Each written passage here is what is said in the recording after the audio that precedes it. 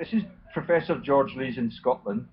We're going to be talking to John Patterson, who's a activist on fraud and on national treason. He's an Able Danger member, a very informed person, lives in East Sussex. And the main talker is going to be Gordon Bowden, who's going to give us an introduction to the topic just in a few seconds. Gordon, over to you. Hello, George. You asked me a while ago my involvement in fish conservation, and I told you that throughout my military life I was a keen fly fisherman and active piscatorial society member. And well, in the Transkei, where I was at the University of Transkei, I actively participated in trout hatchery work, which was the milting of hens and cockfish and going around the duties of hatchery. Now, and the other ranks had to do all of the chores, but did you get a shot with a rod and line? No, I also used to stock various rivers and flooded lakes.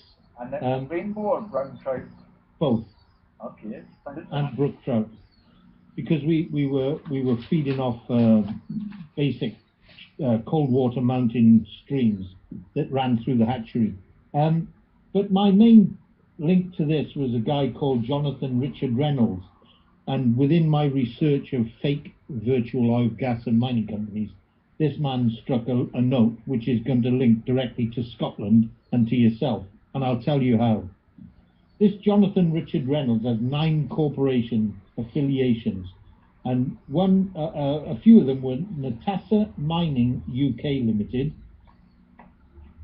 Kaz Gold UK Limited, Euromad UK Limited, and Tarquin Resources PLC. Now, then he also operated out of UMC Energy Limited and Toledo Mining Corporation Public Limited Company. Now, Tarquin Resources PLC, one of the previous companies I've named, has a company director called Charles de Chesles, and this man is a Frenchman, and he's a thief and fraudster who I have named many times. How do you spell de Chesles, Gordon? It's Charles as normal, yeah, and then DE, Delta Echo, and then it's Charlie Hotel Echo Zulu Echo Lima Echo Sierra. Got it. Thank you. Okay, and this one of his co-directors was this man. His name is John Philip Henry Scumberg Scott. Does that name ring a bell? No. Well, it should do, because among the companies that he's Scumberg. Scumberg. Scumberg. Okay. That's Sierra Charlie Hotel Oscar Mike Bravo Echo Romeo George. And it was John Philip Henry Scumberg what? Scott. Okay. No, I cannot recall hearing about him. Okay, among the companies that he is associated with, he has 11 active, 17 resigned, and 3 dissolved. This Mr. Scumberg Scott. And among them is the Tweed Foundation. Yeah, I know where this is going. This should ring a bell with you. Yeah, so we're going to talk about Peter Stork Darling at some point. the directors of which, Duchess Victoria Mary Sutherland, His Grace the Duke Guy David Innes, what's that, Keck, is it? Yeah, he's a local landlord. He's a relatively decent person on the scale and of Roxenberg, and Lord James Michael Joycey. Yeah. So you will understand that there is a direct relationship by common association to the very people who I have named as directors of Ponzi scam virtual oil, gas and mining companies. And they operate... So the Duchess of Sutherland is in that category? He's in the Tweed Foundation. But yeah, but that's So not a he's crime in itself. no. Look. I'm saying by association. When you trace back the people who take a bung, which is 50 to 100,000 pound a year, if you want to corrupt somebody in order to steal hundreds of millions, it's nothing to bung somebody 70,000 pound a year just to be on the board of directors. Do you get my drift? Was Peter Storr McDarlin in that listing on the Tweed Foundation? No, but you've got to understand that this John Philip Henry Scumberg Scott, among his directorships is Lazard and Co. Yeah. J.P. Morgan Claverhouse and Schroeder Japan, and so you have somebody that's associated to major corporates and financing institutions that these companies are silting money out of because they're non-insured, they're unsecured loans to these Ponzi scams, and they must come But from a every source. one of those companies you cited is a fraudulent trader. They have no products. Which one? The long list of companies that you gave us under Reynolds' name. That's correct. These are just the vehicles used to steal money from financial institutions, but with complicit directors of those institutions who allow the movement, the unsecured, unrecorded by corporate document filing of these companies, which become toxic debt. And the only reason that these bankers are allowed to get away with this is that when the auditors do the audits of the banks, all that they declare are that these were high risk activities which didn't pay off to the bank. Do you understand? Still recording, because mine has been shut down accidentally in inverted commas.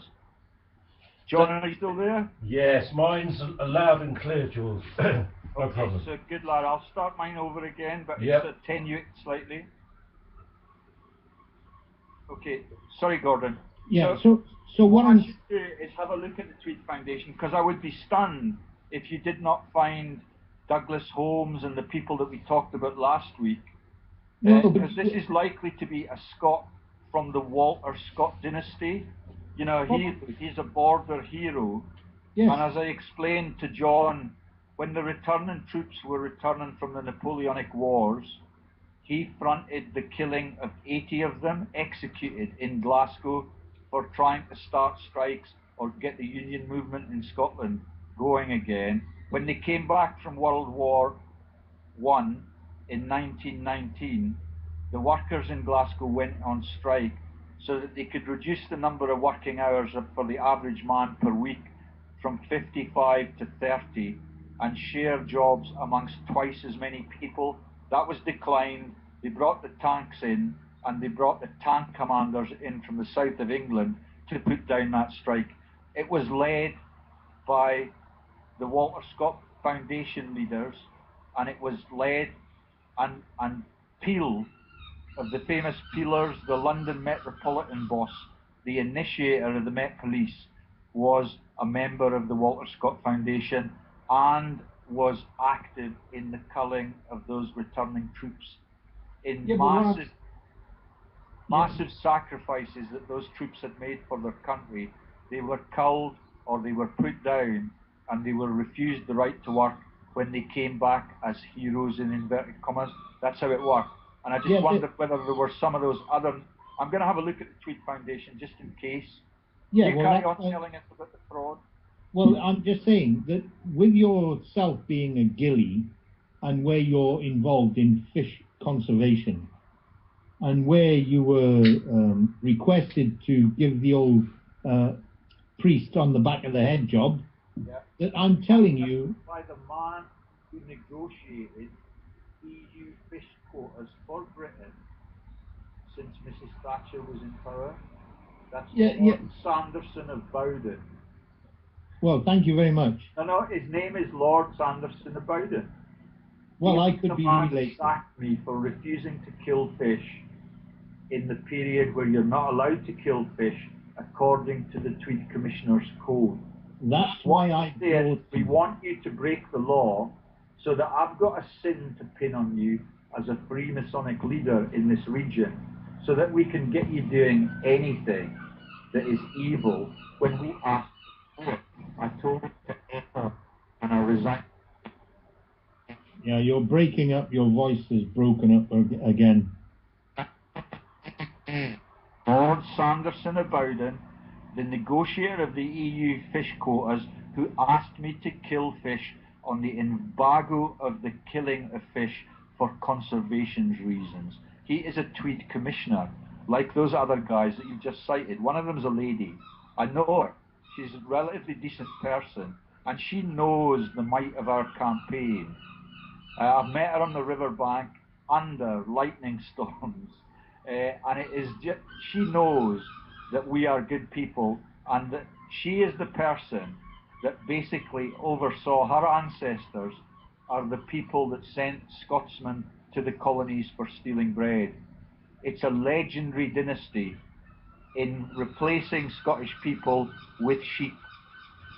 Yeah, well, there seems to be an emphasis of don't do as I do, do as I say. And when you're talking about food banks coming up in minor cities, in Nottingham, that I understand there's 30 food banks for people living beyond the poverty line.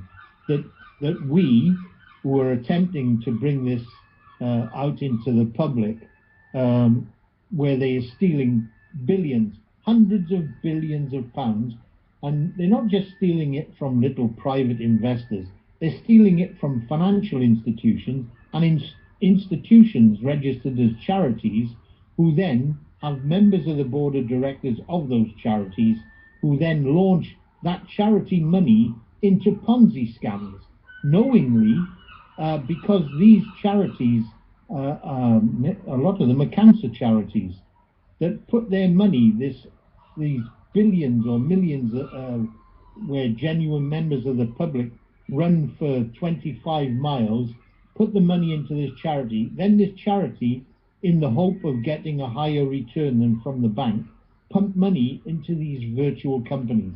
Hence, financial institutions who invest in these Ponzi scams. The company, the Tweed Foundation, is registered at Dry Grange in Melrose, which is exactly the same beat on the river where I lost my job. That's correct. Yeah, and it's, so let's have a look and see if Lord Rector list, Lord Sanderson rather. So the Joyces are legendary landowners in Northumberland, like the Duke of Northumberland, who's the Percy dynasty.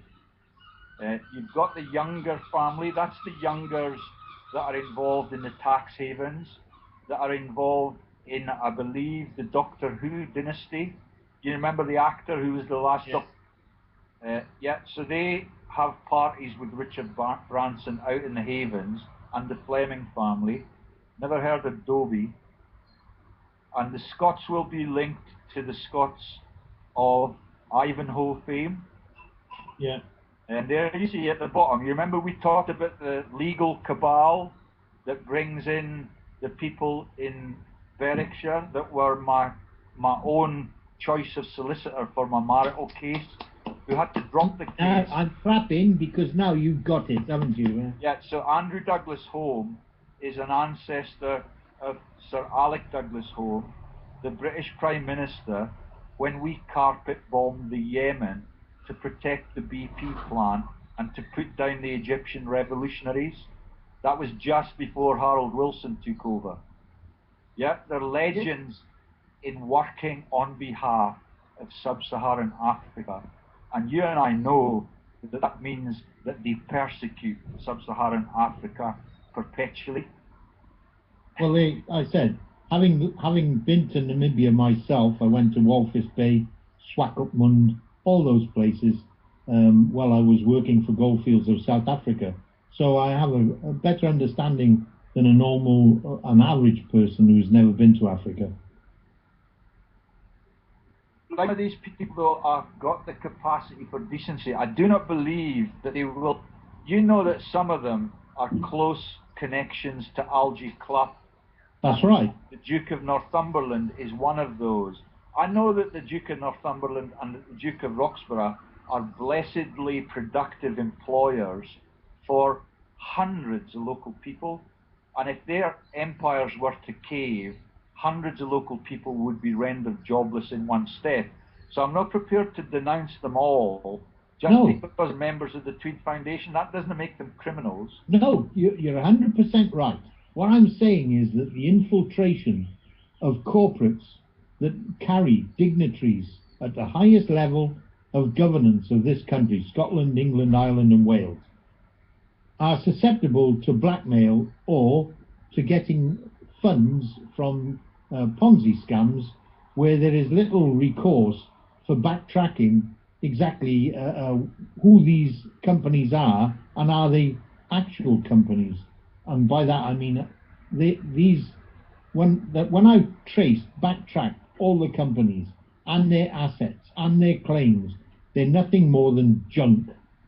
And the onus of due diligence falls upon the local authorities to conduct due diligence that these people are not running scams. And unfortunately, that's where there's no control in this country.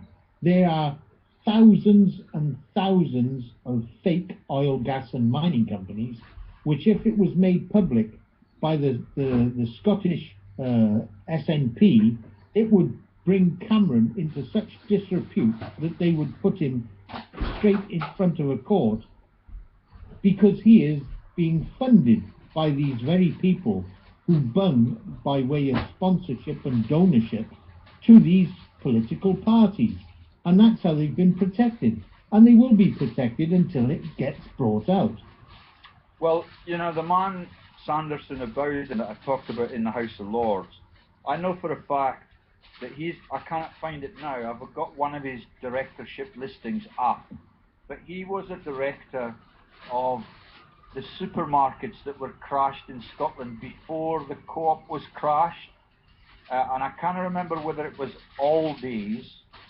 I think it was Aldi's. He was the director of Aldi's, and that was crashed way back when. It was in the early 90s, I think, and I was quite stunned to see a civic leader, you know, being a supermarket boss, and then you see if you want to rob it, you have to control it. Yeah. Just keep bearing that in mind. And what I thought you were going to tell me, because I've just looked up the Tweed Foundation and Tweed Commission, but they've still wet since last was there. I was almost certain that there was a Stormouth Darling in the cabal, and you know, this is purportedly to regulate the fishings, but when you look at some of the sites and you see the money that they've got at the bank, and you understand that all of it has been taken away from local fishing rights. You know, the fishing club here used to think that it had the right of access for generations to 6 miles of the river. About 12 years ago, they took back 2 miles of the river. About 6 years ago, they took back 2 more miles of the river. And if I'm led to believe they had a track for an off-road vehicle, because they're too lazy to walk the banks, they have to be ferried to the pool. If they had an off-road track, they would already have taken away all of the local fishing from the local fishing club. You mentioned Stormont Darling. Yeah. Is that Peter Stormont Darling? There's a lot of them. He's a very prominent solicitor. Have you heard of the term to be the factor on an elite estate? Well, have you heard that term before? It's like the foreman in the downstairs team, in the upstairs, downstairs scenarios. But that foreman is well respected. He gets buried in the elite graveyard, and he gets officer classification in wartime. And one of them is actually, one of the Stormouth Darlings is on our local memorial as one of the war dead. But the other one is the head of a notorious legal firm which had a legal scandal. They've shut me down again, John. Are you still active? It's okay this end, George. Good lad, thank you. No problem. So you know, that the Stormouth Darlings are the factors for the Inniscare dynasty that you talked about, but they had a legal scandal and fracas involving a man called Penman in the town of Kelso that was under the radar of the Law Society, and it has all the hallmarks of a trivial false flag diversion. At that point, the Stormouth Darlings left the company, and you and I know what Peter Stormouth Darling does to investors, savers, pensioners in Scotland. He's an asset stripper. Absolutely, all the way to the bank. And he is one of the senior masons, and I'll tell you why. Because he fell into my research dossiers, going back to a company called Agrofirma Brazil. He is involved with the big asset strippers called Jim Slater, Ian Watson, and Lord Wolfson of Sunningdale. Do you know him? Was he the munitions magnate? Roberto Rodriguez, Carlos Ortiz, Orterio, the man at the Lloyd's Banking Group. That's right, because Lloyd's belonged to the P2 Masons group, all the directors.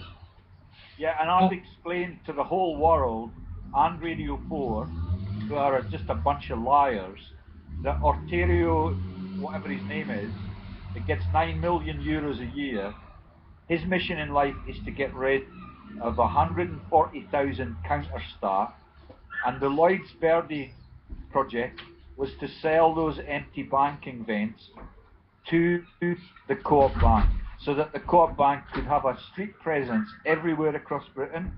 Yes. So Peter Mux was the CEO of that company. He waltzed off with a 5 to 6 million departure fund for his pension. Well, let me just add that Peter Storman was also a director in a company called Galahad Gold PLC. And this is where he linked in to all my research through Galahad Gold, which is one of the directors was called Neil Herbert, and that's Neil Lindsay Herbert, who's a director or was a director of multiple fake oil and gas and mining companies, specifically Brinkley Mining, which an associate of his is David Anthony Lenegas, which then takes you all the way back to the cabal that operates out of 34 Parliament Place before it was deserted by these con artists after the exposure by ABC Four Corners Bad Company. So I don't know if the public will be absorbing the magnitude of what you're saying here. Because what you're saying is that they have fraudulent, non-existent products, they make massive flotations and IPOs, and they sell that fraud on. Eventually they crash it. Yes. But what Peter Stormouth Darling does is to convince pension funds that companies like that are worth investing in. Which is why my local relatives, even although they've worked for what I'm led to believe by some is a massive munitions company for decades, their pension will not give them enough money. That's a private pension with a munitions company, will not give them enough money in retirement after a lifelong period in service with that company, because the pension funds are busted because of these massive frauds. That's right, because these people that control the pension funds, in order to strip the pension fund, what they will do is invest in these high-risk ventures, which are nothing more than Ponzi scams that are run by their mates, and I include Freemasons. And so they have this inner law in the Masons that they're not allowed to give any evidence against a fellow brother or another Freemason. And so they have this door-slamming ability where if you get caught as doing insider trading by the financial regulators, you just take the blame. You take the fine up to £250,000 or £25,000. You just take that, but the scam goes on. Do you understand? Yeah, and the director, the Tweed Foundation that you've just described, trading address for that has the word Melrose in it, which you use all the time when you tell me the ABC Four Corners story, because of a Melrose on a different continent in Australasia, I think. Yeah, that's right. Yeah, so you can see the Freemasonic hub that is Melrose was an internment camp for escaping elites from the European Napoleonic Wars. The fat cats, the aristocrats, the owners of the chateaus, they came to Melrose and they set up the Masons in Melrose. And now Scotland gets invitations to French rugby teams that are still part of that Masonic network. You should see the network of lodges that are registered across Western Europe, from Scotland, the tip of Scotland to Land's End, or John O'Groats, whatever is the Cornish end, and the French regimes. The linkages in the Masonic lodges and the networks are phenomenal. That's right. And so that's where we get our rugby coaches from now. It's an inept Australian that nobody's ever heard of, and he's there to dismember the game and pretend that nobody realises that they're taking the money all the way to the top of the game, which takes me to a topic that John raised yesterday, which was fraud in Yorkshire, and he mentioned the Winterbottom name, and I immediately replied with the boycott name, and that Elysia Jacobs man, the fraudulent secretary for the Boykes, Jeff Boycott scandals, and he's tied in, I believe, also to the Michael Parkinson Ponzi schemes that I reported weeks ago. You know, the whole thing is an evil empire of theft. That's right. It's an evil empire syndicate, a syndicate that is that believe themselves to be unapproachable by the authorities, because they have such high people who give this veneer of respectability by being members of Parliament or members of the House of Lords, who take a £70,000 annual salary.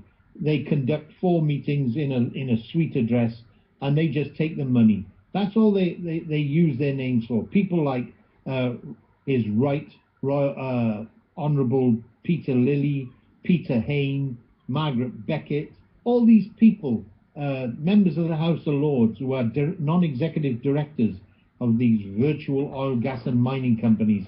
They are nothing more than scammers that have given their name for others to create massive money laundering vehicles that asset strip banks and financial institutions and then rape the little poor private investors. That's what it's all about, George. Yeah, I found that more extended list for Lord Sanderson of Bowden, and you can see he's right into the Walter Scott Masonic network, the Abbotsford Trust. Abbotsford is Walter Scott's massive home. When Walter Scott died, he was in a toxic debt pool. There's some irony in that. He's the head of public schools in the region. He's the head of, listen for this one, Gordon, it might ring bells with you, AWG Shelf 11 Limited. No, that's just a shelf company. And what they'll do is they'll run hundreds of AWGs under AWG 1, AWG 2, hundreds, because they need a transient vehicle to move money. The money that is Stefan and I talked about fraud at lunchtime on my 1 day's experience working for him before I resigned, refusing to kill his fish. He said to me that he was disgusted by Spanish fraud in the fishing sector. They have 7-mile-long fishing nets. And when I said, you know, surely the corruption in South Africa is unprecedented, and that's at Lonmin, where I discussed the pay round negotiations for the blacks in the mines. They were summarily shot dead with automatic weapons in those negotiations, and the local ghillie said, at the, you know, with a bead in his eye, best thing for the black bastards. Yeah, well, I worked with 5,500 tribal indigenous people at Goldfields of South Africa, and there were the Zulus, Xhosas, Swanas, Sutu, Shangan, all these tribes interrelated, working on one mine. And when these people, they have their tribal differences, although they're working on the same within the same sections of mining, they still have fights within the compounds. And trust me, it's not pretty to watch because they use assegais and hatchets, pangas, and spears. Their tribal sort of heritage leads them as the others are enemies of their own tribe. And so it's not pretty. But to slaughter the people as they did the police when they shot those people, Peter Hain is a director of Amara Mining PLC. Yeah. And that is a Ponzi scam. It is a money laundering shell which previously was a cash gutted Clough mining company.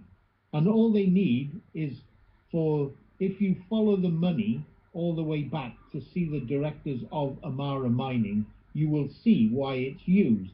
It is purely a money laundering shell to asset strip a parental company and move money into subsidiaries and joint venture partners.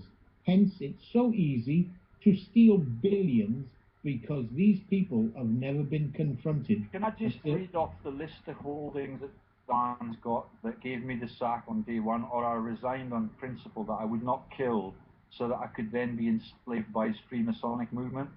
I'll read off all the companies. Aldi's PLC, that was the predecessor to the crashing of the Co-op Bank. It was crashed. He was a director from 1993 to 1999. And there are some fuel companies, Gordon, that may be of interest to you. UA Group Limited, UA Fuel Limited, you've not heard of those? I've heard of them all. And are they virtual product frauds? Carry on. Freetown 2 Limited, No. AWG Shell 11 Limited, Kairos International Limited, Consensus Scotland Limited, Scott Coal Limited. We've just gone through a shenanigans about Scottish mining interests all being shut down because of their lack of productivity. But you will be aware that they're selling stocks and shares and bonds on virtual frauds like that, like the renewable sector that we talked about. Well, what happens is that you get what they call trickle-down frauding, which is operated like people like Andrea Davison, who will be selling fake share certificates to unsuspecting investors all over the world on those companies. That's how they work it. There's like a trickle-down feed of fraud from the very top of virtual companies like coal, gold, diamonds, uranium, platinum, anything that they want, they can use as a vehicle, and then the trickle-down fraudsters that they incorporate then sell jobs for mining, jobs on oil rigs. The scams are limitless. So I told you yesterday when we were talking about John's pension being worthless in the casino sector, that we have the Scottish Military Tattoo now has a subsidiary in Las Vegas, which is headed by the former head of our local council, who's also a member and former chair of the Walter Scott Foundation. Let me tell you about two military organisations where the directors are Lord Charles Russell Sanderson, the Right Honourable, the man that has been in charge of the EU fish negotiations for 30 years. The King's Own Scottish Borderers Association funds, the KOSB Museum Fund. So they make money from the sacrificial gestures of the local troops who get culled by them in all sorts of campaigns globally. Did you know that at John F. Kennedy's funeral, they cynically played the barren rocks of Aden? Because Aden is the Garden of Eden fraud. It's the Garden of Aden.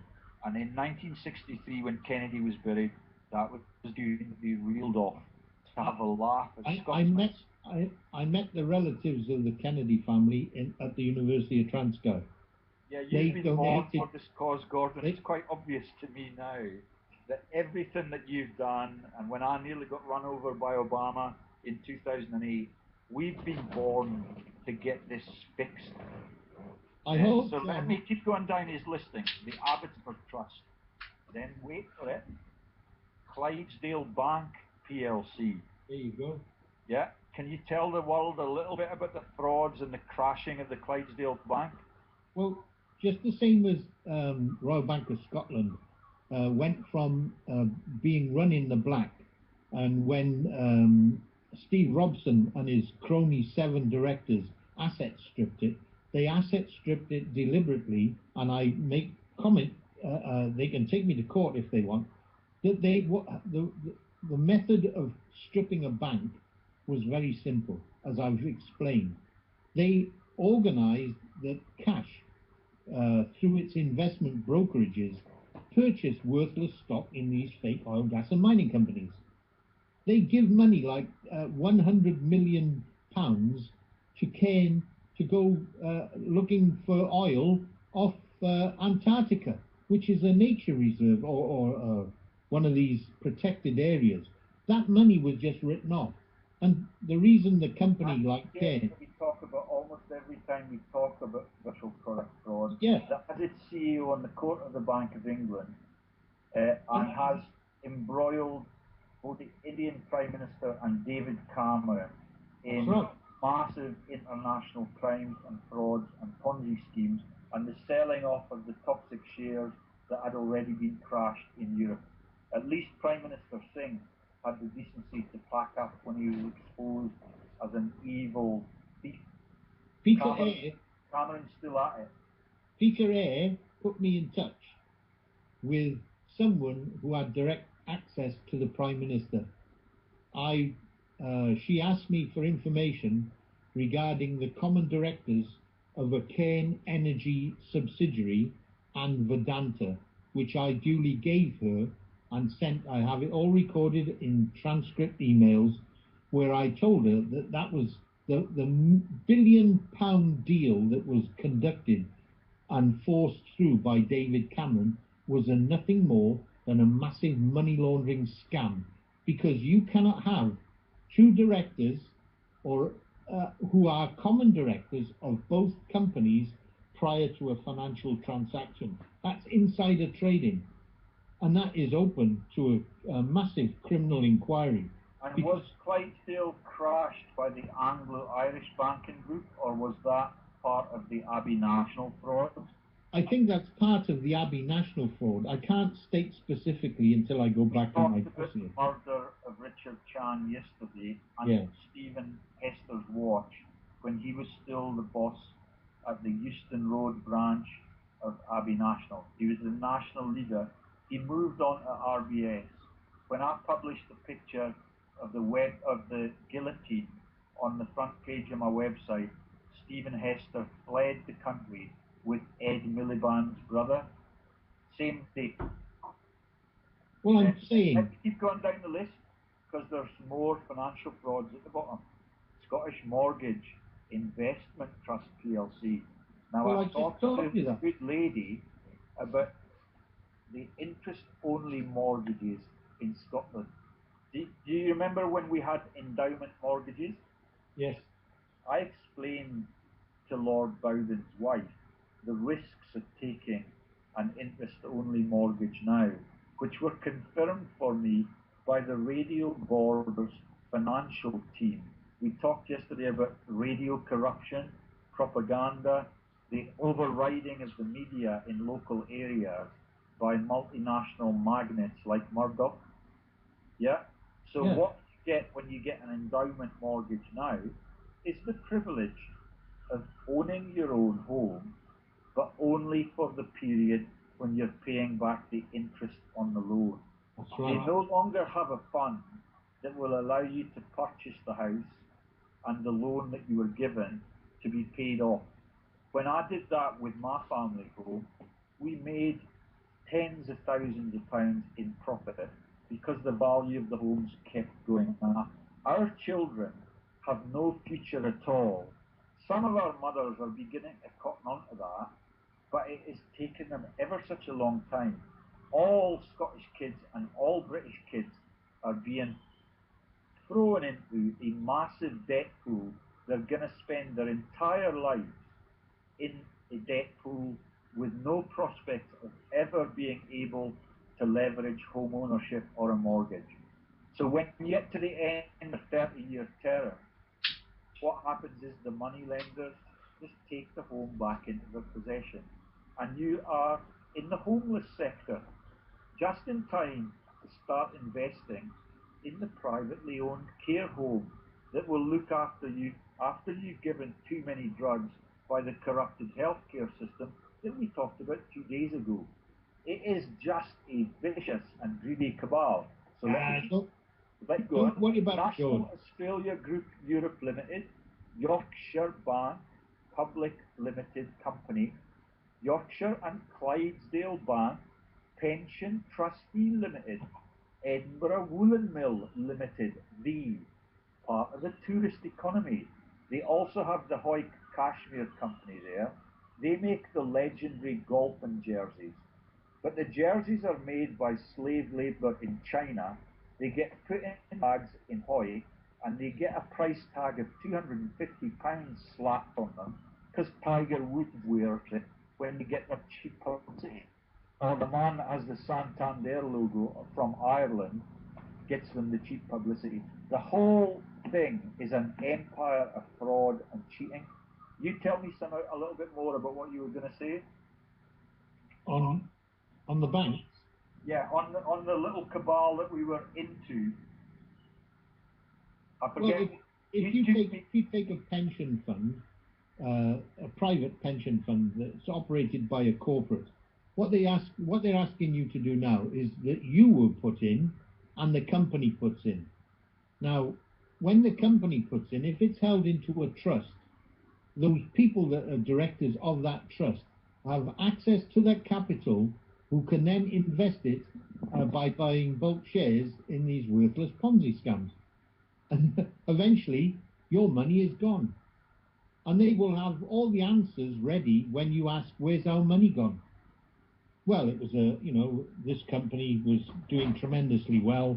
It rose 600% over 12 months. We invested the money, and then it dropped less than 20 pence. And your money is gone. But you're not going to find out for another 40 years, if you get my drift. Yeah, that's how Ponzi scams work. Do you get that? Yeah, it is playing on everybody's face, and If everybody realises what is happening. But yeah. Now the working man, because of those executions when they return, and because of what happened, have you heard of INEOS? You remember the INEOS is just a subsidiary of BP. That's right. Yeah, I know. To me, it's just a subsidiary of Lonrho. Yes. And the world, the public at large, will not know that Lonrho is owned by Prince Charles's financial advisor. Not owned. He's a director. He's the CEO now. That's right. But Lonrho was sold to the directors of the Swiss banking group. And I believe that it was a result of my exposing them. That's UBS. Yeah. Yeah.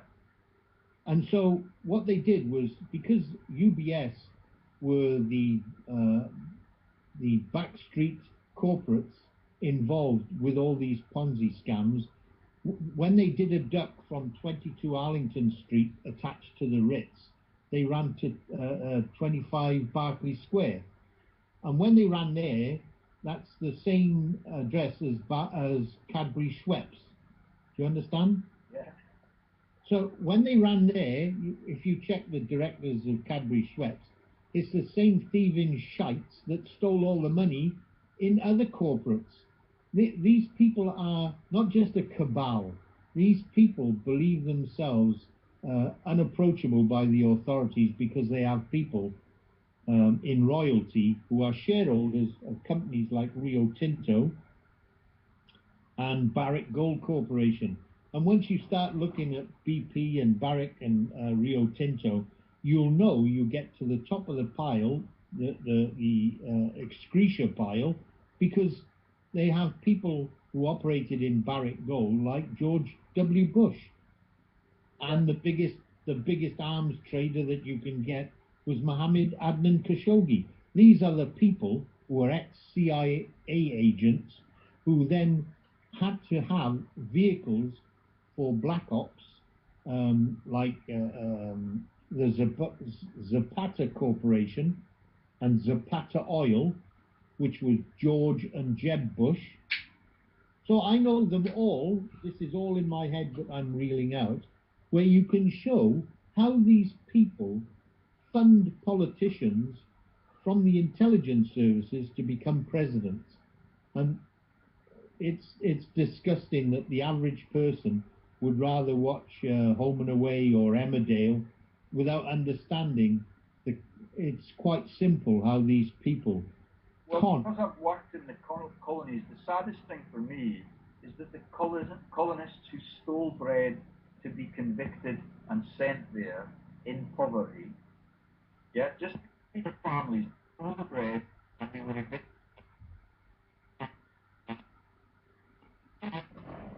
Your sound's gone, George.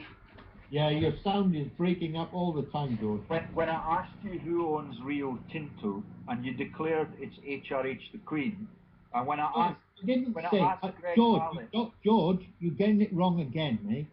You're making statements that I have not made. I said that she is the Queen is a shareholder of Rio Tinto. She invests in Rio Tinto. She doesn't own it. You shouldn't elaborate to give sensationalism when it's not fact. Find out fact first, George. Okay. I'm giving you fact that she is a shareholder of Rio Tinto. When I asked Greg Harlett, Greg, who owns the media in New Zealand? And Harlett said to me, he had a little chuckle, and he said, George, you're a very poor student, a poor scholar. You don't understand now that everything, nothing in New Zealand belongs to New Zealand. George, your sound is breaking up all the time.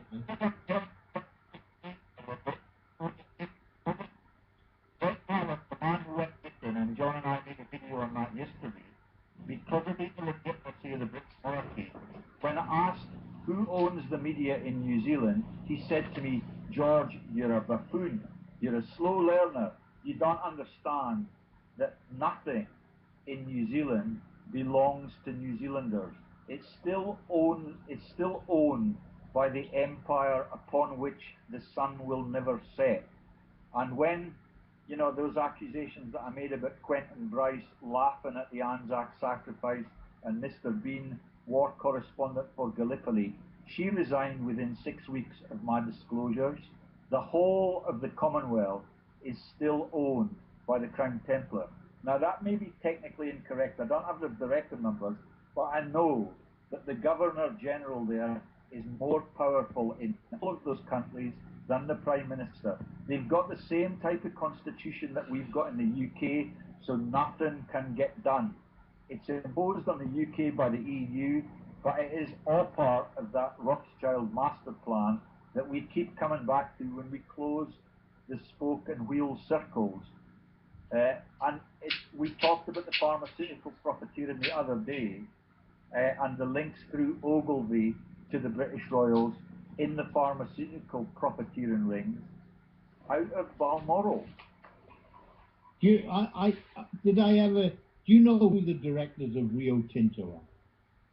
No, I've just made a mistake, so I'm going to ask you to patiently explain that to the all right, the major recorded directors are Jonathan Leslie, Jan Duplessis, Tom Albanese, Guy Elliott, and Sam Walsh.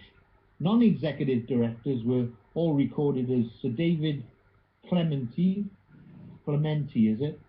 Vivian Cox, Sir Rod Eddington, Michael Fitzpatrick, Yves Fortier, Richard Goodmanson, Andrew Gould, Lord Kerr of Kinlochard, and David Mayhew, Paul Teller. And executive committee members, Grant Thorne, Hugo Brack, Deborah Valentine, Preston Chario, Brett Clayton, Sam Walsh, and Jacqueline Coates. And then there's other senior management. But my link came through Sam Walsh, who comes from Axmin, and Axmin is the mining arm of Oryx Natural Resources, of which who the directors were Geoffrey White of Lonro, Ambassador Francis D. Cook, and the SAS commanders. So you have the complete link to 22 Arlington Street, which are linked into Rio Tinto, which is a short name RTZ.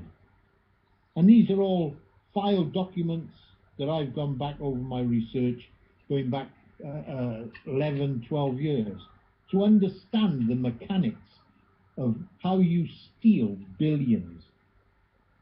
Now, you would know Lord Kerr of Kinlochard. I've never heard of that name, but well, I suggest it's the Vivian Cox caught my ear. I told you about the well, frauds. Lord Kerr of Kinlochard or Lochard was a UK diplomat, and he was in for Russia and Pakistan. Yeah, Pakistan was partitioned out of Linlithgow, which is very, very close to the Duke of Westminster's pads. And Lord David Clementi was the deputy governor of the Bank of England.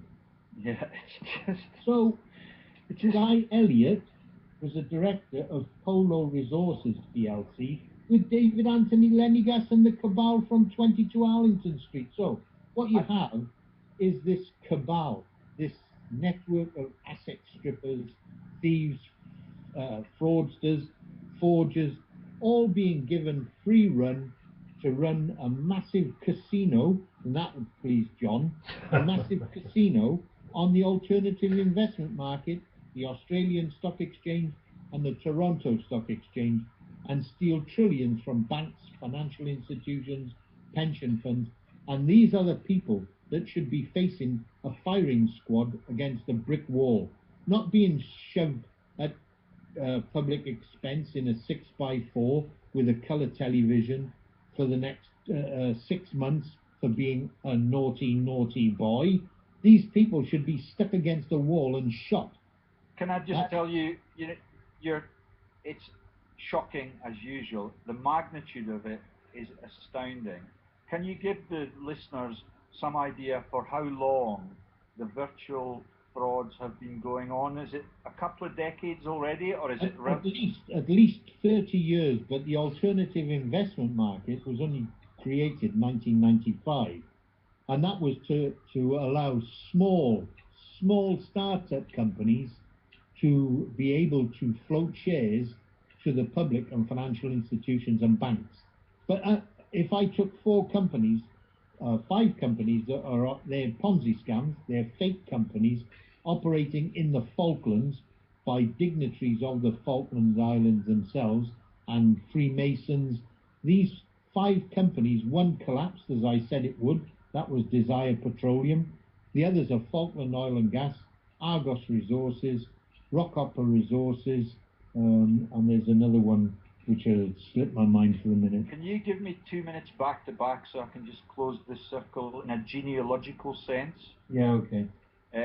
So do you know that we started the conversation on the Tweed Foundation and the Duchess of Sutherland and her role in evicting Scottish people for stealing bread as impoverished citizens, sending them to the colonies? Yeah. Do you remember the Leveson inquest? Yes. On how our elites in Britain were abused and how they were subjected to shocking phone hacking scandals by Rebecca Brooks and Andy Coulson and the Chipping Norton set members who are drinking club fans of the right Auguste David Cameron. Do you know what Lord Leveson's family name is? Well, shock me. Lord Leveson Gower, a direct descendant of the Sutherland bloodline. He lives in Liverpool, like Lord Liverpool, that I talked to John about, who was trading with the Muhammad Ali and the Jagier, used to take illicit loans from the Crown and the East India Company. It is thousands of years old, and the man that led the Leveson inquiry is a close relative to the Duchess of Sutherland, who evicted the colonists way back when. The sheep were a higher priority. Nothing has changed. It's all one big They club. get compensated for Rebecca Brooks's crimes, the phone hacking that you were going to tell us all about. What was the phone company you were going to shock us with? Vodafone. Vodafone. Yes, the Vodafone fraud. Vodafone, just summing up, there's two directors. One is Anne Laverone from Arriva, which did a $2.5 billion fraud with a common director of Vodafone, that's Samuel S. and Jonah, who was also director of another Ponzi scam, which is Range Resources Limited, which used to operate out of 34 Parliament Place, where ABC Four Corners did the introduction and confrontation with John Stratton at that same building. So what you have is very sophisticated thieves, fraudsters and con artists. And assassins. That's the same S and Jonah that threatened to take your head off. That's correct. Trying to save the British economy.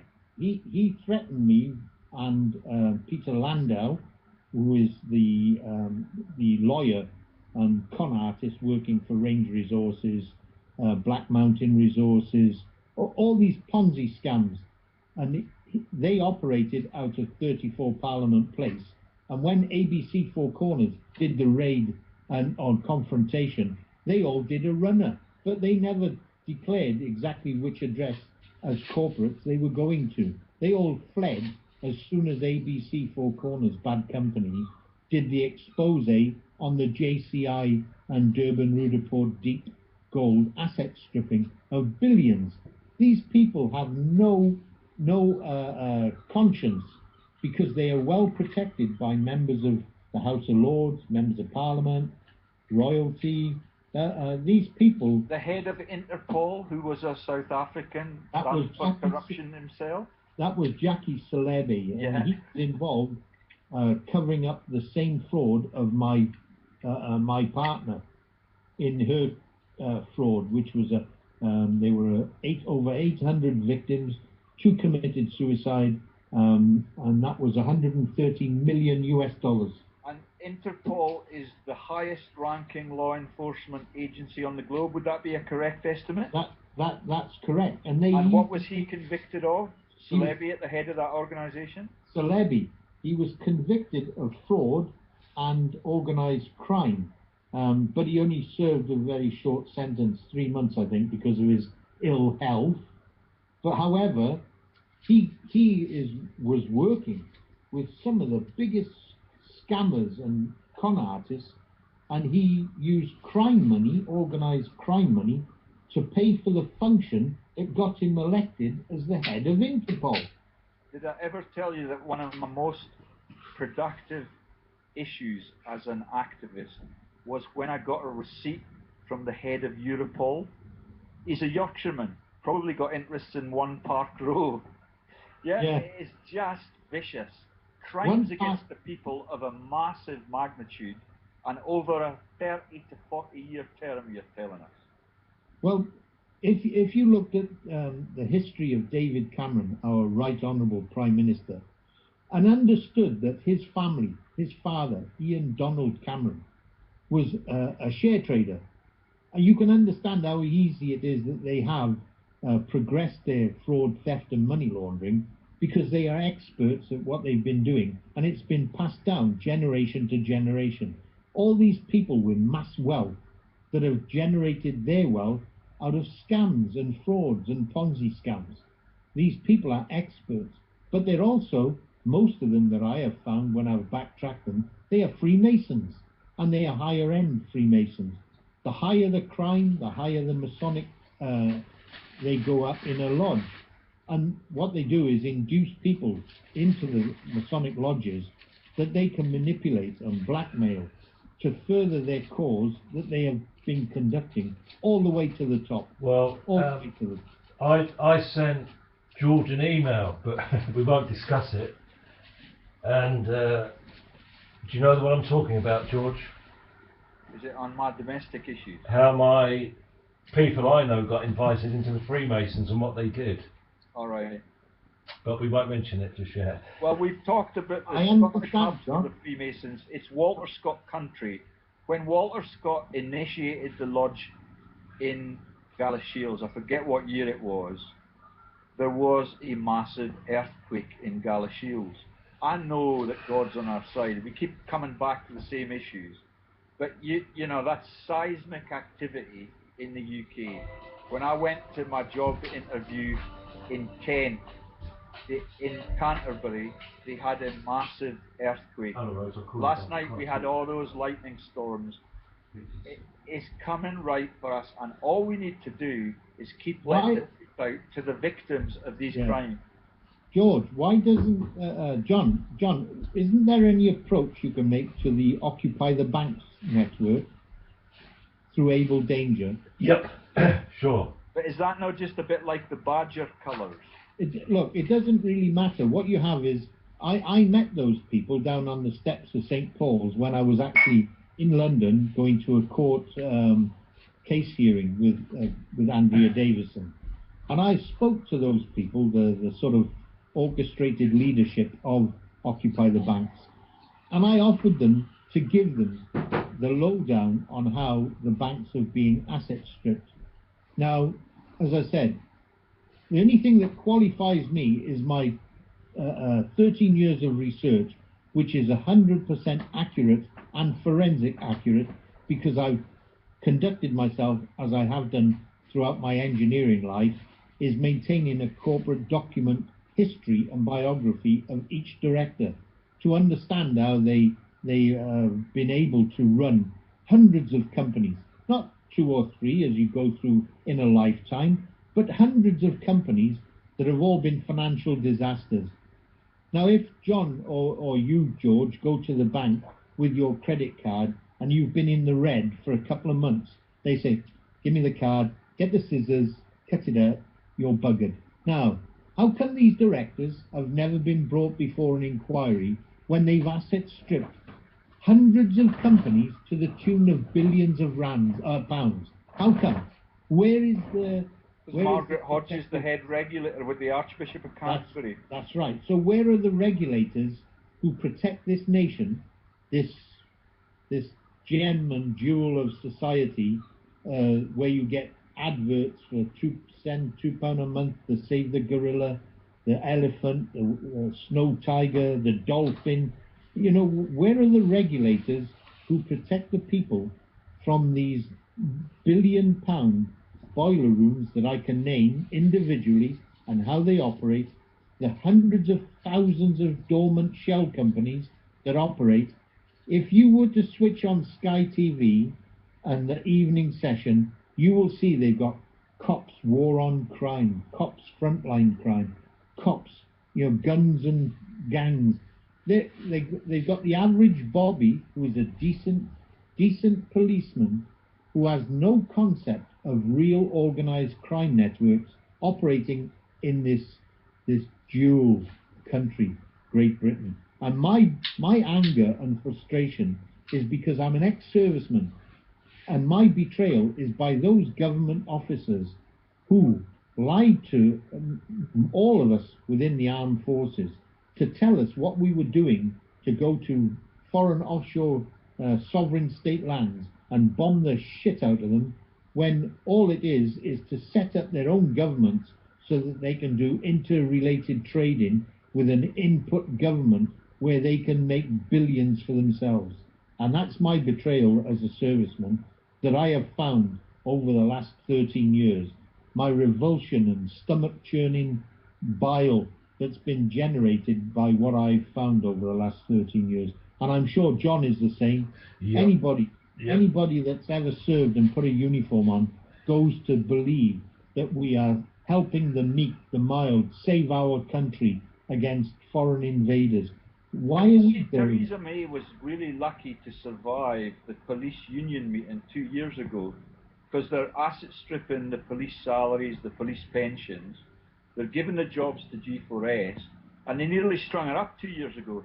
But this year, when they needed to hang together, when, you know, the whole of the public sector was striking, she gave them a relatively decent, you know, pat on the back for their reducing the crime in an amazingly different way this year.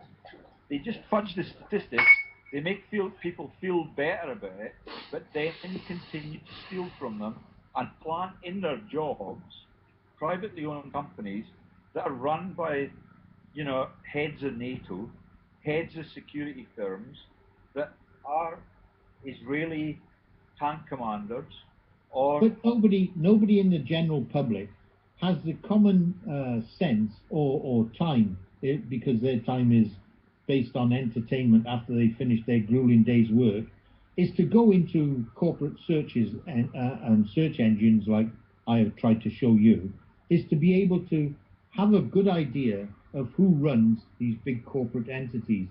And when you see the companies that they are also directors of, you get a better overview of how easy it is, once you control a company, is to steal from it. And that's common sense, is that these people they're never confronted with the right questions when their companies collapse.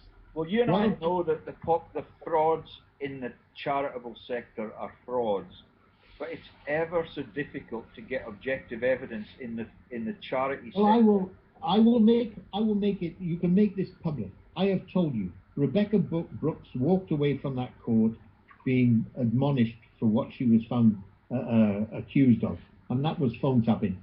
Why doesn't the press do an in-depth dismantlement of Malaria No More United Kingdom? Out of that address, they will find that that company received 16 pence from every phone call from "I'm a celebrity, get me out of there." Now, there's enough information because another co-director was Kevin Carhill. I am 100% convinced he is related to Kevin James Carhill, who was Andrea Davison's sole and only in absence criminal trial. And what Andrea Davison was she was working for the same network. And that's the man who's the disappeared director at British Airways. Well, when you look at the director listing. If you know who Kevin Carhill is, he's also was director of Comic Relief. So, right.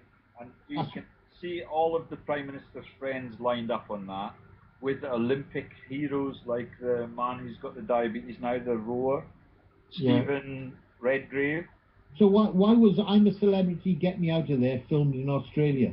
Well, hello, Murdoch, hello, and Elizabeth Murdoch was on the board of directors of Malaria No More UK. Charles Dunstan of the Carphone Warehouse, who has all of those hacking companies lined up in the retail sector and the spy on the people sector, he is also a member of the Chipping Norton set. In that group that were listed as directors with Redgrave, you had people of the magnitude of the woman that wrote the Harry Potter novels, who also has links into Algie Clough and the Duke of Northumberland, exactly where we started. It is a circle of mafia leaders. It's a circle. And when I told you how the circle works as a hub and a wheel, a cartwheel, what you have to understand also, that's the same symbol for the Rotary Club. Do you understand? Absolutely. For the Rotary Club. And if you understand... And the judge that heard my case today gave a very insightful speech on entrepreneurial activities in law enforcement for the Rotary Club. And that same judge is unable to take cases with a jury because he has business conflicts. That's right. Involving links in America, where he's also a sheriff. It is globalized theft. Well, until people have the gumption to listen to a couple of these videos to understand how they've been treated like imbeciles, by imbeciles who have been sat back and listened to government after government say, well, we've lost all the money, inflation's gone up, you'll have to tighten the belt again next year, without understanding who's stealing it. If you cannot live on it, there is going to be a big break point coming really soon. They've just sacked, without any negotiations or without any moral basis, 100 plus academics in Dundee University where Brian Cox is the director, is the rector rather, and that has happened without any redundancy payment at all. I know for a fact, because I've been in the university sector, that the university pensions are busted. If my wife gets her way and she makes her way into my university pension, then it's virtually worthless and it has to be split two ways. Nobody can live off the proceeds of such things. And now that they're getting intellectuals into the food bank sector, that's what's happening. Well, I hope 40% of Britain's homeless that return to Scotland are shelter, charitable, they're funded by shelter. All of them are returning troops. They've been dismembered in conflicts for these profiteers. They have no life.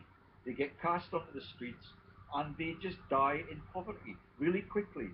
And that's kind of what's happening to the students and the lecturers now, but they're not savvy enough to look at the leadership team and say, why have you got 20 or 30 non-executive directorships, that each one of which is bringing in 70k for you, because we've listened to this video by this man called Bowden, and we know now that Dame Helen Alexander, who's a director at Rolls-Royce, who's the boss at Southampton University, who's the director at multiple multinational companies, including munitions companies, she is a billionaire, but her kids that she teaches at the university are £50,000 in debt when they come out jobless and homeless.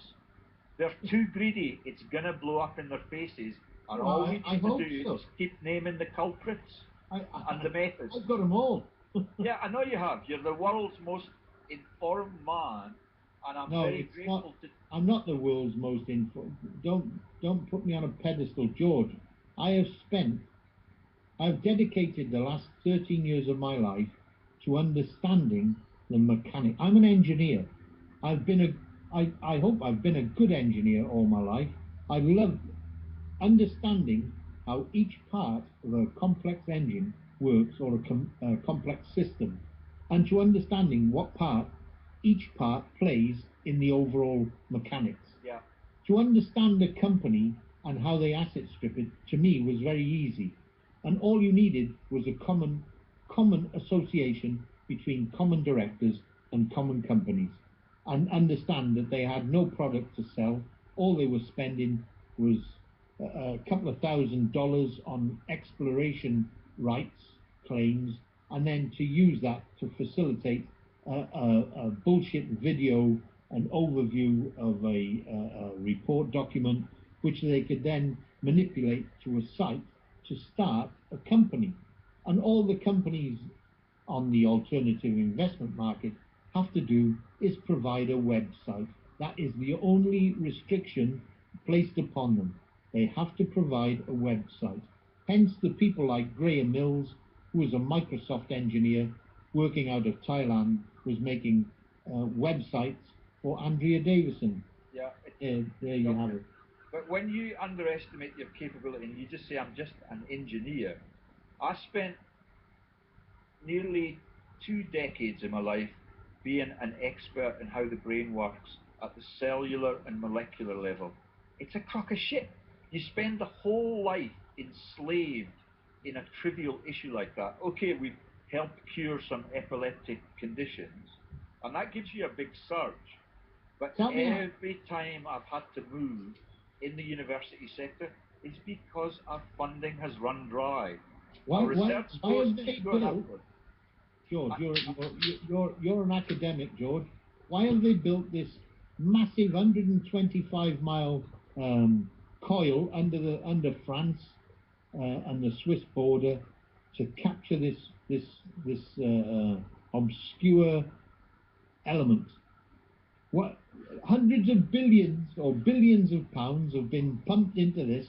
What are they going to do with it now they've got it? They're going to create another hero like the other cops. It's just a diversion. We got food banks, yeah, and here they are spending hundreds of billions of pounds. Believe your own publicity stuff. You know, they sent the Mars probe to Mars, And all we got from the entire project The rock. was a photo of the tyre. And a rock. Yeah, and they just make up the story, which is why Stephen Hawking has none of his physical capacities left. Every time he tells God that he understands the universe better than God, God takes one of his faculties away from him. That's nasty, George. No, you That's should nasty. read Wikipedia, read the entries about what he's published and how he becomes decrepit as a result. Listen, I have to take a walk on the wild side in a minute. I have to go for my constitutional walk with Jaws here. Can you send me the raw YouTube video so I can put in some keywords and post it on my site, and you can post it on your site, John? Definitely, George. Is that okay? And are And- you, and are you next as a layman following everything that Gordon is saying and understanding all of it? George, I'm trying to keep calm, to be quite honest with you. You're angry. I don't even want to speak. So you do understand now the simple methodology that they use and the magnitude of their crime Yeah. against 7 billion victims. And the rest. Our task, that's the whole population of the globe, Gordon. Unless you're believing Oh, that... you missed out me. Oh, yeah. 7,000,001. George? It's really easy to change it, but we just need to keep expanding our informed network and getting the news about who does the theft and their status as world leaders, and then we've won. It can be won within a year. George, I hope one day my children, my grandchildren, will have people in authority and people in power who will be honest people. They will be people working for the people. Because these civil servants that we have in the public sector, they're genuine people. They're people that strive their whole life running councils and things like this. The normal people, the lower end people. When you get to those who control the council and above, and then you go to your regional councils and your parliament and your MPs and your members of the House of Lords, when you watch them on the Q&A in Parliament, it's like watching the Muppet Show. That's all I can describe it. Yeah, only the human race could do this to humans. It's just, they are dismembered society just so that the heads of society can have a joke at the people's expense. That's right. It's ever so clever. Only a few people get the take from it. The kids get culled. Yeah, well, all I can see is when we have a military force that's spending 8 billion. I mean, the bloody aircraft carrier is not finished yet; it's just a shell. And then they still haven't got airplanes on it for 2 years or 4 years, whatever it is. Where are we going to go? Who is going to attack us? The most people that we are trying to fight now in Afghanistan and Iraq can't even afford a moped and a set of flip-flops. Gordon, you're not attentive.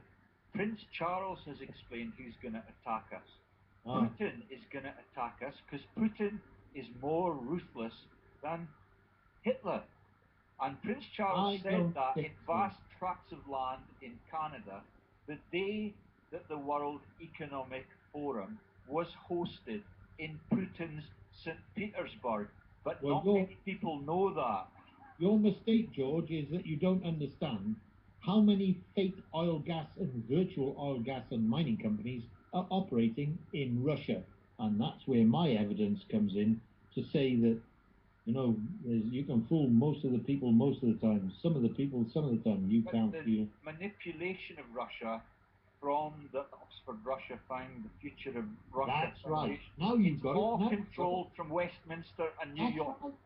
That's right. Now you got it. Well, I've had it for a long time, and John's got it because he's a follower. John's a follower of Greg Hallett. All of it was explained. Greg Hallett was trained in St. Petersburg to be the next Governor General or Prime Minister of New Zealand after Helen Clark. Greg Hallett, for some amazing reason, decided to become a truthful citizen of the globe. He was stripped of his PhD in architecture, and he was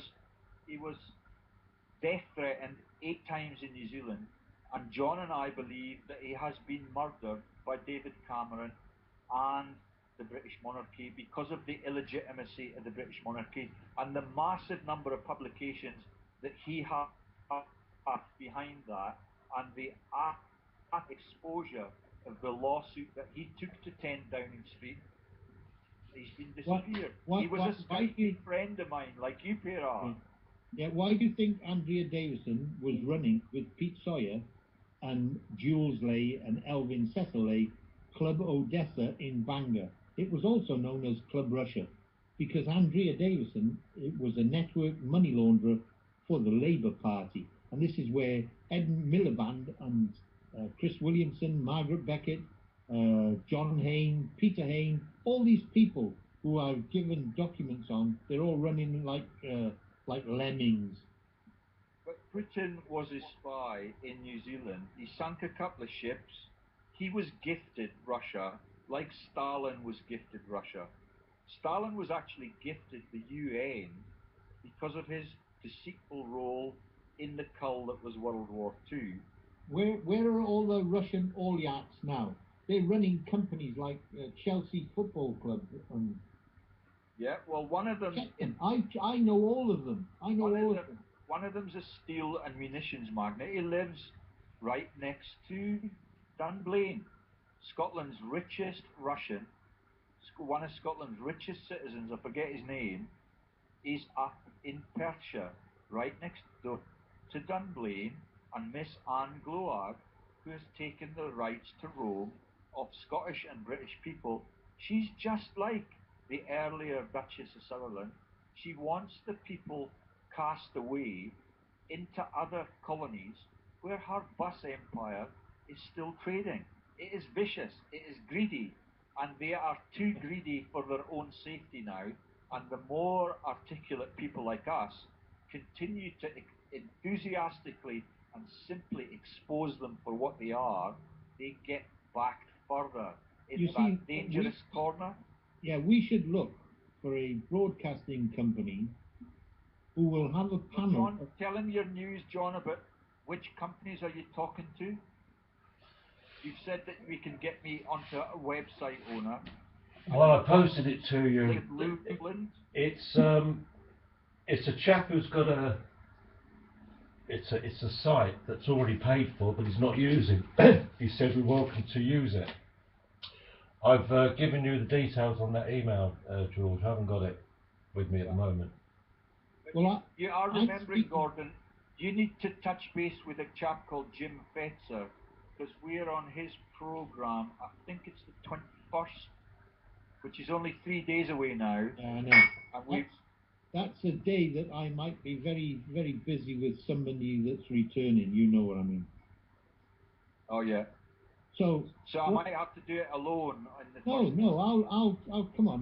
What I need you to understand is, if we were to be able to confront individual politicians in a Q&A, we would be able to ask the questions and provide them with documents where that these right honourable people would be put in prison within a short period of time.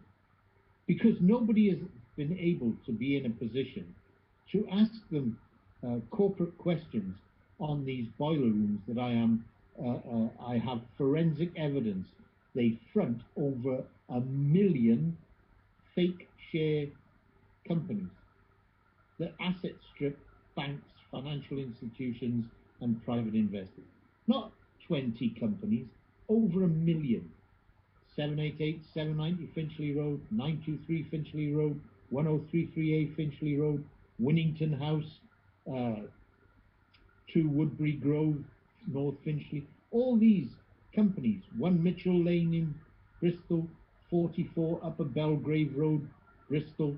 All these places are nothing more than interconnected boiler rooms connected to places like 50 Lothian Road and 126, that other place in Scotland. All these are interconnected boiler rooms, much the same as you would understand the wheel with the spokes and the hub. They are individual wheels that have front, sometimes over 300,000 Ponzi scam shell companies. And that's what needs to be confronted. So as the salaries go, as the jobs go, as the parking attendants get sacked and have to move to different regions at huge expense, it will cave. If we keep everything simple and explain to everybody why Malcolm Rifkin is a director at G4S, why G4S have taken over all of the police commitments all across our country. They cannot see it themselves. They're so focused on persecuting a drug addict for a cannabis crime. I heard it this morning in the court hearing. They persecute the lowlife because they know they can with impunity. They will not touch the cabinet members. No, they've just done a raid. They've just done a raid, the police, it was on the news yesterday, where they've arrested over 600 paedophile or child molesters, lawyers, doctors, policemen. Not one politician, eh? Not one politician, not one member of the House of Lords. They crash another plane this morning. It's a crock of shit. They just make it up. No, this is not made up. They've done it. I believe that they've done it, or it was an act of sort of slaughter. I don't know who you don't know, George. No, but what I do know, when you tell me you something, can surmise, is that you give me documents that back up everything that you're saying, and we lodge them safely in our hard drives. Yes. That's what I want the people to understand. That's what I focus on. Not the conspiracy theories. That's right. That's what I focus on. Yeah. It's very nice to assume that you can join a link there and a thread. Don't go down that route, George, because then people will laugh at you. And when people laugh at you, it hurts inside. Well, that's what I'm trying to say. So when I see something from you, I know it's real because you've got the evidence. When I see something from the Met Police that's 50 years old, or the Stephen Lawrence case being revitalised again, or the Hillsborough disaster being reinvestigated again, I know it's a cover for something else that's happened in the financial sector or in the fraud sector. I don't know how long you're going to run this, because it's got well over 20 minutes. We'd better stop, but thank you, John, and can you let me have the raw video and I'll put a title of my own in? Will do, George. Yeah. Is that okay? And we can publicise it all over the globe. Yep. And get the comments in. And I think John should have a free chat where we can just be intercepting spectators next time, because he's sat there like a diadem of blinking... No, listen, I'll be honest with you, Gordon. He's an expert in more of the historical stuff. Yeah, secret societies, and you don't like to talk about that, which will be something of a conflict with Fetzer, because Fetzer likes to talk about how the Kennedy was shot in the head, who did it, how the Twin Towers were brought down, and they have futile arguments around it. I think we should try and keep focused on the financial crimes. There's somebody at my door. It could well be Lord Bowden. Sanderson. I gave him a ring 10 minutes ago. Okay, cheers, lads. Cheers. Cheers. Steal hundreds of millions. It's nothing to bung somebody £70,000 a year just to be on the board of directors. Do you get my drift? Was Peter Storr McDarlin in that listing on the Tweed Foundation? No, but you've got to understand that this John Philip Henry Scumberg Scott, among his directorships is Lazard and Co. Yeah. J.P. Morgan Claverhouse and Schroeder Japan. And so you have somebody that's associated to major corporates and financing institutions that these companies are silting money out of, because they're non-insured, they're unsecured loans to these Ponzi scams. And they must come from a source. Every one of those companies you cited is a fraudulent trader. They have no products. Which one? The long list of companies that you gave us under Reynolds' name. That's correct. These are just the vehicles used to steal money from financial institutions, but with complicit directors of those institutions who allow the movement, the unsecured, unrecorded by corporate document filing of these companies which become toxic debt. And the only reason that these bankers are allowed to get away with this is that when the auditors do the audits of the banks, all that they declare are that these were high risk activities which didn't pay off to the bank. Do you understand? Still recording, because mine has been shut down accidentally in inverted commas. John, are you still there? Yes, mine's loud and clear, George. No problem. So good lad, I'll start mine over again, but Yep. it's attenuate slightly. Okay, sorry Gordon. Yeah, so what I should do is have a look at the Tweed Foundation, because I would be stunned if you did not find Douglas Holmes and the people that we talked about last week. Because this is likely to be a Scot from the Walter Scott dynasty. You know, he's a border hero. Yes. And as I explained to John, when the returning troops were returning from the Napoleonic Wars, he fronted the killing of 80 of them, executed in Glasgow for trying to start strikes or get the union movement in Scotland going again. Just cited. One of them's a lady. I know her. She's a relatively decent person, and she knows the might of our campaign. I've met her on the riverbank under lightning storms, and it is just, she knows that we are good people, and that she is the person that basically oversaw. Her ancestors are the people that sent Scotsmen to the colonies for stealing bread. It's a legendary dynasty in replacing Scottish people with sheep. Yeah, well, there seems to be an emphasis of don't do as I do, do as I say. And when you're talking about food banks coming up in minor cities, in Nottingham, I understand there's 30 food banks for people living beyond the poverty line. That we, who are attempting to bring this out into the public, where they are stealing billions, hundreds of billions of pounds, and they're not just stealing it from little private investors, they're stealing it from financial institutions and institutions registered as charities, who then have members of the board of directors of those charities who then launch that charity money into Ponzi scams, knowingly, because these charities, a lot of them are cancer charities, that put their money, these billions or millions, where genuine members of the public run for 25 miles, put the money into this charity, then this charity, in the hope of getting a higher return than from the bank, pump money into these virtual companies. Hence, financial institutions who invest in these Ponzi scams. The company, the Tweed Foundation, is registered at Dry Grange in Melrose, which is exactly the same beat on the river where I lost my job. That's correct. Yeah. And it's, so let's have a look and see if Lord Rector list. Lord Sanderson, rather.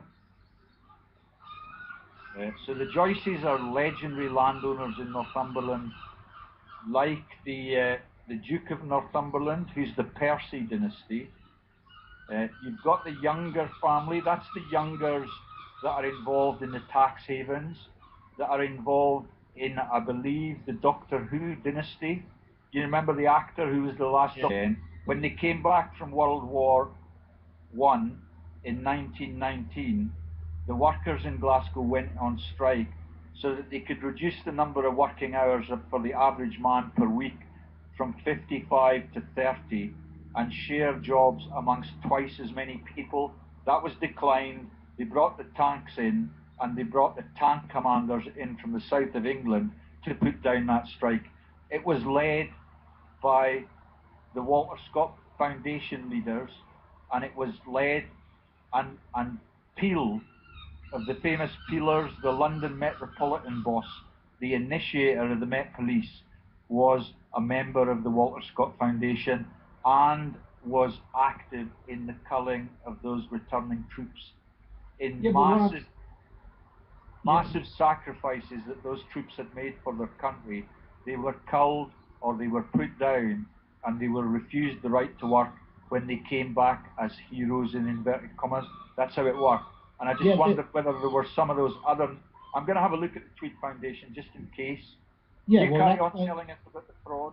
Well, I'm just saying that with yourself being a gillie and where you're involved in fish conservation and where you were requested to give the old priest on the back of the head job, that I'm telling you... By the man who negotiated EU fish quotas for Britain since Mrs. Thatcher was in power. That's Lord Sanderson of Bowden. Well, thank you very much. No, his name is Lord Sanderson of Bowden. Well, I could be related. Sacked me for refusing to kill fish in the period where you're not allowed to kill fish according to the Tweed Commissioner's Code. That's why I brought... We want you to break the law so that I've got a sin to pin on you as a Freemasonic leader in this region, so that we can get you doing anything that is evil when we ask for it. I told him to enter and I resigned. Yeah, you're breaking up. Your voice is broken up again. Lord Sanderson of Bowden, the negotiator of the EU fish quotas, who asked me to kill fish on the embargo of the killing of fish for conservation reasons. He is a Tweed Commissioner, like those other guys that you... This is Professor George Lees in Scotland. We're going to be talking to John Patterson, who's an activist on fraud and on national treason. He's an Able Danger member, a very informed person, lives in East Sussex. And the main talker is going to be Gordon Bowden, who's going to give us an introduction to the topic just in a few seconds. Gordon, over to you. Hello, George. You asked me a while ago my involvement in fish conservation, and I told you that throughout my military life I was a keen fly fisherman and active piscatorial society member. And well, in the Transkei, where I was at the University of Transkei, I actively participated in trout hatchery work, which was the milting of hens and cockfish and going around the duties of hatchery. Now, and the other ranks had to do all of the chores, but did you get a shot with a rod and line? No, I also used to stock various rivers and flooded lakes. And then rainbow or brown trout? Both. Okay. And brook trout, because we were feeding off basic cold water mountain streams that ran through the hatchery. But my main link to this was a guy called Jonathan Richard Reynolds, and within my research of fake virtual oil, gas and mining companies, this man struck a note which is going to link directly to Scotland and to yourself, and I'll tell you how. This Jonathan Richard Reynolds has 9 corporation affiliations, and a few of them were Natasa Mining UK Limited, Kaz Gold UK Limited, Euromad UK Limited, and Tarquin Resources PLC. Now, then he also operated out of UMC Energy Limited and Toledo Mining Corporation Public Limited Company. Now, Tarquin Resources PLC, one of the previous companies I've named, has a company director called Charles de Chesles, and this man is a Frenchman, and he's a thief and fraudster who I have named many times. How do you spell de Chesles, Gordon? It's Charles as normal, yeah, and then DE, Delta Echo, and then it's Charlie Hotel Echo Zulu Echo Lima Echo Sierra. Got it. Thank you. Okay, and this one of his co-directors was this man. His name is John Philip Henry Scumberg Scott. Does that name ring a bell? No. Well, it should do, because among the companies that he's Scumberg. Scoomberg.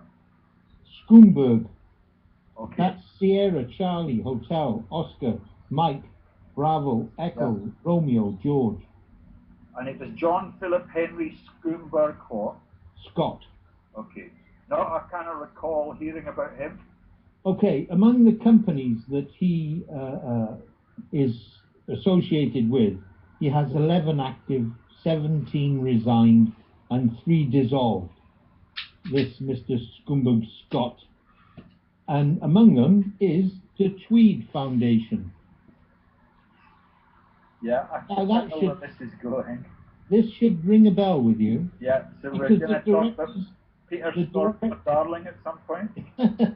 the directors of which, Duchess Victoria Mary Sutherland, His Grace the Duke Guy David Innes, what's that, Keck, is it? Yeah, he's a local landlord. He's a relatively decent person on the scale and of Roxenberg, eh?